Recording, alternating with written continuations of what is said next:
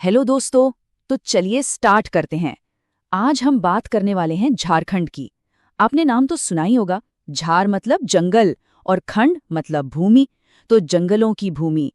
पर ये सिर्फ नाम नहीं है, ये स्टेट की असली पहचान है, इसकी धड़कन है।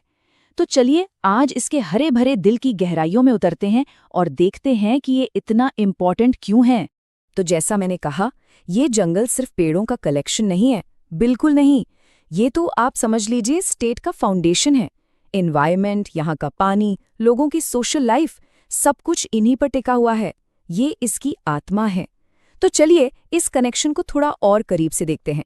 तो इस इम्पोर्टेंस को समझने के लिए सबसे पहले नंबर्स की बात करते हैं। इनका स्केल कितना बड़ा है, चलिए कुछ आंकड़ों पर नजर डालते हैं।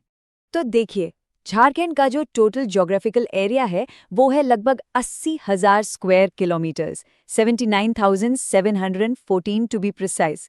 अब इसको इमेजिन कीजिए एक बहुत बड़े कैनवस की तरह। और इस कैनवस पर नेचर ने जो सबसे खूबसूरत पेंटिंग बनाई है ना, वो है यहाँ के जंगल। और सोचिए, इस पूरे विशाल कैनवस का लगभग 1/3 हिस्सा यानी करीब 33% सिर्फ और सिर्फ जंगलों से ढका हुआ है। ये कोई छोटा मोटा नंबर नहीं है। और यही आंकड़ा है जो झारखंड को इंडिया के सबसे ग्रीन स्टेट्स में से एक बनाता है। ओके, तो हमने देख लिया कि 33% एरिया जंगल है। पर क्या ये सारे जंगल एक जैसे हैं? बिल्कुल नहीं। इनकी अपनी एक स्ट्रक्चर है, अलग अलग टाइप्स हैं। तो अब थोड़ा इनके अंदर चलकर देखते हैं। तो फॉरेस्ट रिपोर्ट्स के मुताबिक इन जंगलों को उनकी डेंसिटी यानी घनेपन के आधार पर 3 मेन कैटेगरीज में बांटा जाता है। एक होते हैं डेंस फॉरेस्ट्स यानी बहुत घने जंगल, फिर आते हैं मीडियम डेंस और तीसरे हैं ओपन फॉरेस्ट्स। इस क्लासिफिकेशन से ना हमें जंगल की हेल्थ और उसकी इकोलॉजिकल वैल्यू समझने में काफी आसानी होती है। और इन सब जंगलों में अगर कोई एक पेड़ है जो झारखंड की पहचान है, तो वो है साल का पेड़। आपने जरूर सुना होगा। इसकी मजबूत लकड़ी, इसकी घनी छांव, ये पेड़ यहाँ के जंगलों का सिनोनिम बन चुका है। ऐसा लगता है जैसे ये यहाँ की मिट्टी और मौसम के लिए ही बना हो। हालांकि सिर्फ साल ही नहीं है, उसके अलावा भी यहाँ टीक यानी सागौन, बैम्बू यानी बांस और ढेर सारे अलग अलग तरह के मिक्स्ड डेसिडुअस ट्रीज मिलते हैं। ये सब मिलकर यहाँ की बायोडाइवर्सिटी को आप कह सकते हैं और भी रिच बनाते हैं। तो हमने पेड़ पौधों की बात कर ली, लेकिन इन जंगलों का काम सिर्फ खूबसूरत दिखना नहीं है। असली सवाल तो ये है कि ये करते क्या है। ये नेचर के सबसे बड़े गार्डियंस हैं, सच में। मतलब ये एक साथ कई फ्रंट्स पर काम करते हैं। ये जंगल अपनी जड़ों से मिट्टी को पकड़ कर रखते हैं, जिससे सॉइल इरोजन रुकता है, ग्राउंड वाटर को रिचार्ज करते हैं, गर्मी को कंट्रोल में रखते हैं और सबसे इम्पॉर्टेंट, बारिश के साइकिल को रेगुलेट करने में हेल्प करते हैं। एक तरह से ये स्टेट का नेचुरल डिफेंस सिस्टम है। कमाल है ना? और पता है सबसे इंटरेस्टिंग बात क्या है? झारखंड का जो फॉरेस्ट कवर है वो इंडिया के नेशनल एवरेज से काफी ज्यादा है। इसका मतलब साफ है, झारखंड न सिर्फ अपने लिए बल्कि पूरे देश के लिए एनवायरनमेंट को बैलेंस करने में एक बहुत ही क्रूशियल रोल प्ले कर रहा है। तो अभी तक हमने एनवायरनमेंट की बात की, लेकिन इन जंगलों का इम्पैक्ट सिर्फ यहीं तक लिमिटेड नहीं है। इसका सीधा कनेक्शन यहाँ के लोगों से है और उनकी लाइफलाइन से, यानी यहाँ की नदियों से। झारखंड की जो बड़ी बड़ी नदियां हैं, जैसे दामोदर, सुबर्णरेखा, नॉर्थ कोयल, इन सबको लाइफ इन्हीं जंगलों से मिलती है। ये जंगल इन नदियों के कैचमेंट एरियाज यानी जहां से नदियों में पानी आता है, उन्हें प्रोटेक्ट करते हैं। इससे होता ये है कि नदियों का फ्लो और उनकी हेल्थ दोनों अच्छे बने रहते हैं। और यहाँ आकर ना ये कहानी और भी गहरी हो जाती है, क्योंकि ये कनेक्शन सिर्फ पानी और मिट्टी का नहीं है, ये कल्चर का भी है।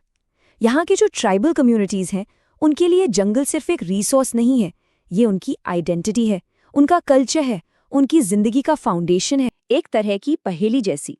सोचिए, एक तरफ तो जंगल बढ़ रहे हैं, हरियाली छा रही है, और ठीक उसी वक्त दूसरी तरफ जंगल कट भी रहे हैं। तो आज चलिए फॉरेस्ट रिपोर्ट के आंकड़ों में गोता लगाते हैं और इस उलझी हुई लेकिन सच्ची कहानी को समझने की कोशिश करते हैं। तो सवाल क्या है? सबसे बड़ा सवाल, आखिर झारखंड के जंगलों का हो क्या रहा है? ये बढ़ रहे हैं या फिर ये घट रहे हैं? और इसका जवाब थोड़ा चौंकाने वाला है। असल में दोनों हो रहा है। हाँ, सही सुना आपने। एक ही वक्त पर झारखंड में जंगल बढ़ भी रहे हैं और सिमट भी रहे हैं। मतलब एक तरफ तो हरियाली की वापसी हो रही है और दूसरी तरफ जंगल गायब हो रहे हैं। चलिए इस पहेली की गहराई में उतरते हैं। तो आखिर ऐसा हो क्यों रहा है? मतलब कौन सी ताकतें हैं जो इस उतार चढ़ाव के पीछे काम कर रही हैं? देखिए, कहानी के दो पहलू हैं। एक तरफ वो वजह हैं जो जंगलों को बढ़ा रही हैं और दूसरी तरफ वो वजह जो उन्हें मिटा रही हैं। अब देखिए यहाँ पर तस्वीर एकदम साफ हो जाती है। एक तरफ है अफॉरेस्टेशन यानी पेड़ लगाने के कार्यक्रम, लोगों का मिलकर जंगलों को बचाना। इन सब कोशिशों से हरियाली बढ़ रही है। और फिर कहानी का दूसरा पहलू है माइनिंग, इल्लीगल माइनिंग, शहरों का फैलना, बड़े बड़े इंफ्रास्ट्रक्चर प्रोजेक्ट्स, ये सब जंगलों पर भारी पड़ रहे हैं। अच्छा, ये तो हो गई एक बड़ी ओवरऑल पिक्चर, लेकिन जमीन पर क्या हो रहा है, ग्राउंड रियलिटी क्या है? इस पूरी कहानी को और अच्छे से समझने के लिए ना हमें जिले दर जिले झांकना पड़ेगा। ये जो टेबल है ना, ये कहानी के दो बिल्कुल अलग अलग चेहरे दिखाती है। एक तरफ है वेस्ट सिंहभूम और लातेहार जैसे जिले, ये पठारी और पहाड़ी इलाके हैं और यहाँ जंगल ही जंगल हैं। और दूसरी तरफ धनबाद, बोकारो, रामगढ़, ये इलाके कोल माइनिंग और इंडस्ट्री के लिए जाने जाते हैं और यहाँ जंगल ना के बराबर बचे हैं। तो जहाँ जंगल ज्यादा हैं उन इलाकों को थोड़ा और करीब से देखते हैं। वेस्ट सिंहभूम, लातेहार, गुमला, सिमदेगा, यहाँ जंगल खूब फल फूल रहे हैं और इसकी सबसे बड़ी वजह है यहाँ की ज्योग्राफी। ये पठारी और ऊबड़-खाबड़ पहाड़ी इलाके हैं, तो यहाँ पहुँचना ही मुश्किल है और यही मुश्किल इन जंगलों के लिए एक तरह का नेचुरल प्रोटेक्शन बन जाती है। आप सिक्के का दूसरा पहलू देखते हैं। धनबाद, बोकारो और रामगढ़ जैसे जिले, यहाँ कोयला खदानों और इंडस्ट्रियल डेवलपमेंट का प्रेशर इतना ज्यादा है कि जंगल बस घटते ही जा रहे हैं। यहाँ पलामू का जिक्र करना भी जरूरी है। एक जमाने में अवैध कटाई और सूखे की वजह से यहाँ जंगल बहुत कम हो गए थे, लेकिन अच्छी बात यह है कि अब वहाँ दोबारा जंगल लगाने की कोशिशें भी चल रही हैं। तो इस पूरे डिस्ट्रिक्ट लेवल एनालिसिस से एक बात तो शीशे की तरह साफ है। झारखंड के जंगलों की कहानी का जो असली संघर्ष है, जो सबसे बड़ी चुनौती है, वो है डेवलपमेंट और कंजर्वेशन के बीच की सीधी टक्कर। पूरी रिपोर्ट का निचोड़ बस एक लाइन में है कि झारखंड के जंगलों का भविष्य इस बात पर टिका है कि डेवलपमेंट और कंजर्वेशन के बीच बैलेंस कैसे बनाया जाता है। यही बैलेंस तय करेगा कि आने वाली पीढ़ियों के लिए ये जंगल बचेंगे या सिर्फ किताबों में रह जाएंगे। तो फिर सवाल ये उठता है कि आगे का रास्ता क्या है? इस रिपोर्ट से जो बातें सामने आई हैं, उनसे क्या सबक लिया जा सकता है? इसका जवाब इसी डिस्ट्रिक्ट लेवल एनालिसिस में छिपा है जिसके बारे में हम बात कर रहे थे। ये हमें साफ साफ दिखाता है कि किन इलाकों को बचाने पर सबसे ज्यादा ध्यान देना है और कहाँ पेड़ लगाने की हमारी कोशिशें कामयाब हो रही हैं।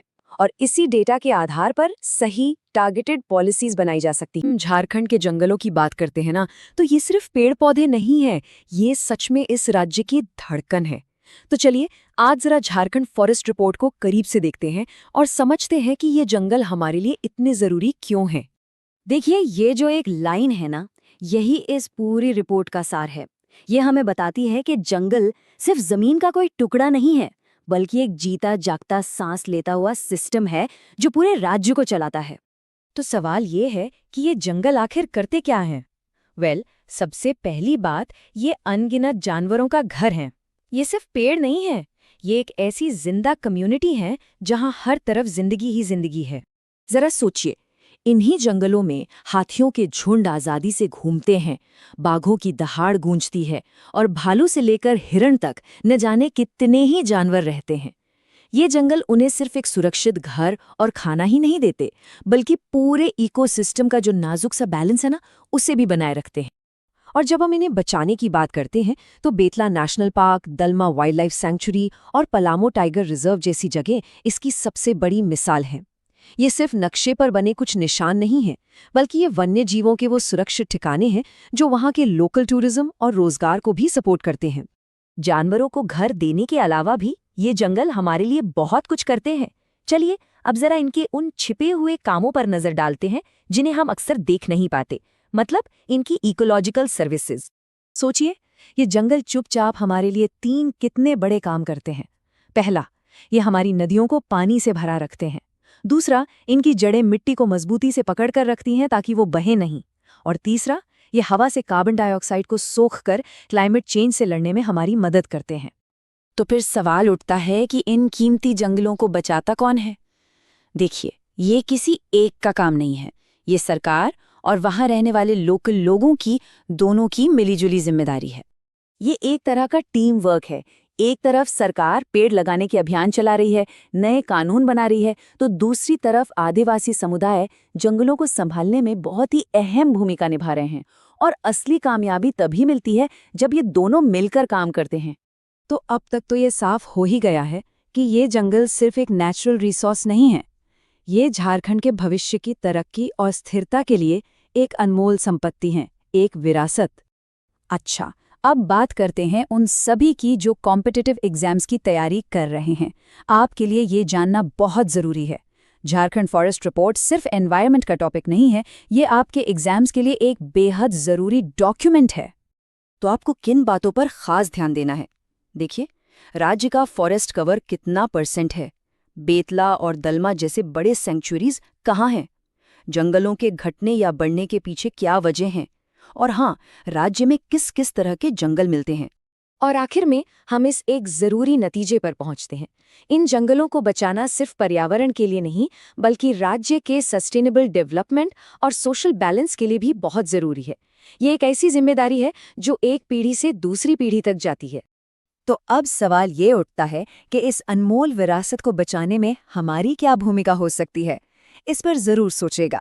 और ऐसे ही और दिलचस्प विश्लेषण देखने के लिए चैनल को सब्सक्राइब करना न भूलें।